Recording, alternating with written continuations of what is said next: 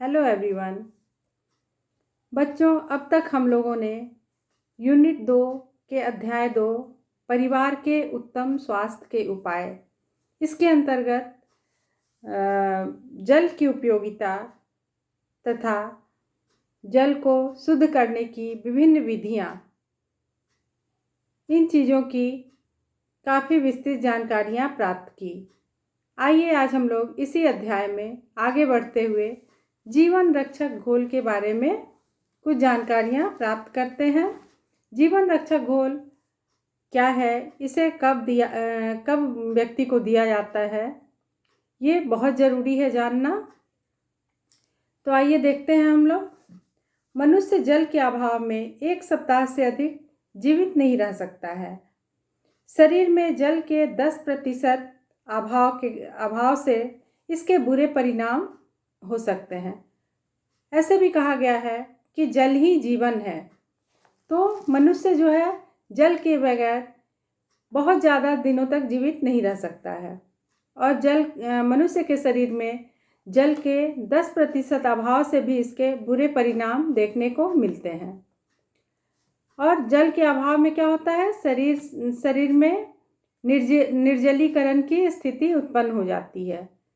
तो निर्जलीकरण में कुछ सामान्य से लक्षण हैं, वो भी देखने को मिलते हैं। जैसे एक व्यक्ति को बहुत ज़्यादा बेचैनी महसूस होना, थकावट महसूस होना, सिर में दर्द या अचानक से बेहोश हो जाना। व्यक्ति को अत्यधिक प्यास लगती है। ऐसी अवस्था में बहुत ज़्यादा प्यास लगना। मूत्र बहुत कम आता है।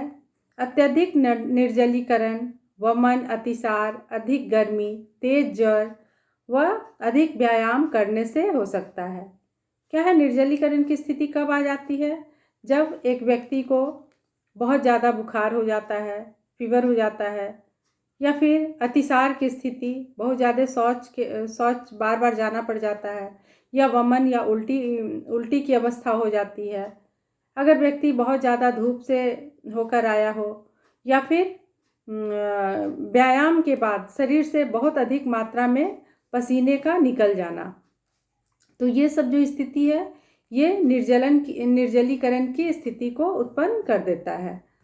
ऐसी स्थिति में क्या होता है कि अगर सामान्य से 20% जल का अभाव मनुष्य के शरीर में हो जाता है, तो व्यक्ति की मृत्यु भी हो सकती है।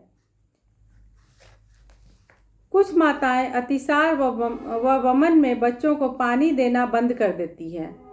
वे बच्चे को दूध व अन्य तरल पदार्थ ही देती है। इससे बच्चे के शरीर में पानी की कमी हो जाती है। कभी कभी क्या होता है, एक माँ जो है वो अज्ञानतावश या जानकारी के अभाव में ऐसी स्थिति उत्पन्न होने पर बच्चे को पानी देना ही बंद कर देती है।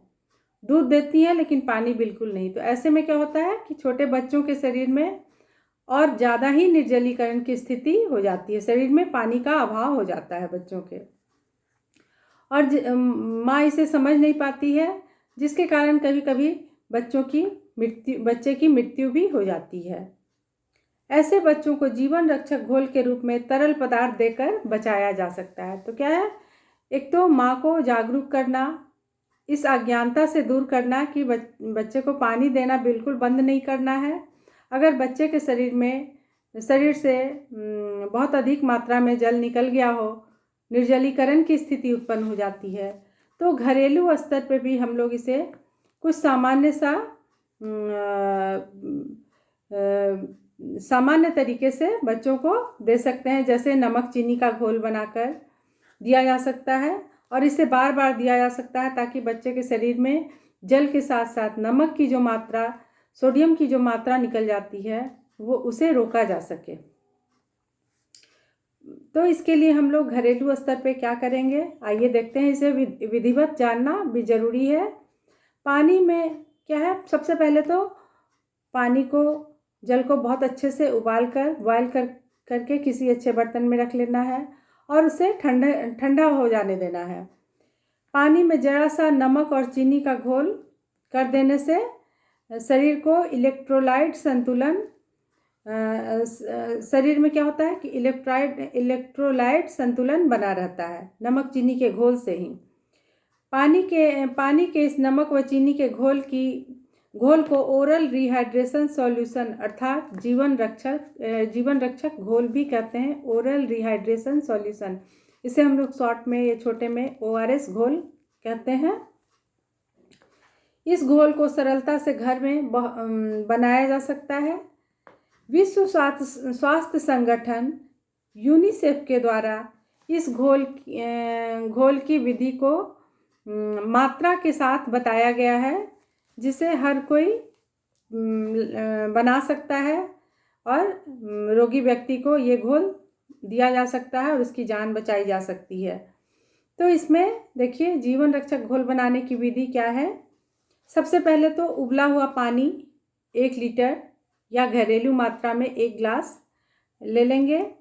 उसके बाद है नमक खाने वाला, जो हम लोग खाने में यूज़ करते हैं, 3.5 ग्राम, या फिर उसे घरेलू मात्रा में 1 चुटकी लेंगे। सोडा है, मीठा सोडा, ये भी 2.5 ग्राम और घरेलू मात्रा में 1 चुटकी डालेंगे पानी में। फिर है पोटेशियम क्लोराइड या नींबू का रस, ये कितना लेंगे, 1.5 ग्राम या आधा चम्मच। नींबू का रस लेना होगा तो आधा चम्मच लेंगे और पोटेशियम क्लोराइड लेंगे तो 1.5 ग्राम। फिर है ग्लूकोज या चीनी का उपयोग हम इसमें कर सकते हैं। तो ग्लूकोज की मात्रा होगी 20 ग्राम और चीनी अगर लेंगे तो 1 चाय का चम्मच। तो ये तो हो गई जीवन रक्षक घोल बनाने की विधि में जो सामग्री है। वो सामग्री में पानी, नमक, सोडा, पोटेशियम या नींबू का रस और ग्लूकोज, इतनी चीज़ों को इसके मात्रा के अनुरूप किसी अच्छे बर्तन में डालकर सारे चीज़ों को अच्छे से चम्मच से मिला लेंगे।